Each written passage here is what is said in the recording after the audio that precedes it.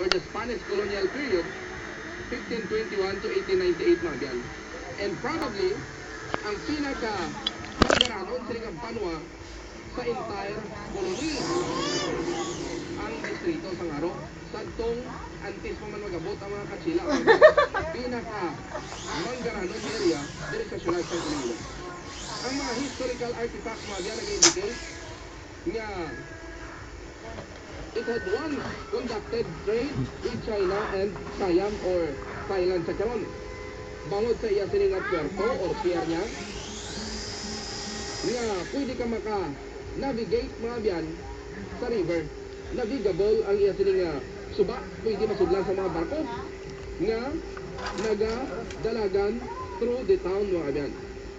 Ini man ang sentro sa religious kag economic power diri sa Visayas during the Spanish rule mga biyan. Haro officially became a city in 1886. Nga sang ulihi, gin-absorb mga biyan sang City of Iloilo, upod ang mga neighboring towns sang Molo, Mandurriao, La Paz, and Arevalo. In the early 20th century, sang ang tanan ng economic activities mga biyan ang ginsud na sa Port of Iloilo. So kung kayo yung siyudad ang haro mga biyan sang sa Iloilo City, galing, ini gin-absorb ang tinod na lang sa tulad sang Iloilo sang early part sang 20th century mga biyan.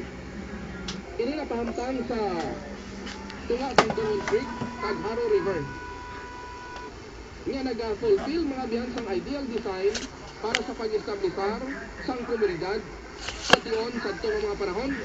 Aside between two rivers,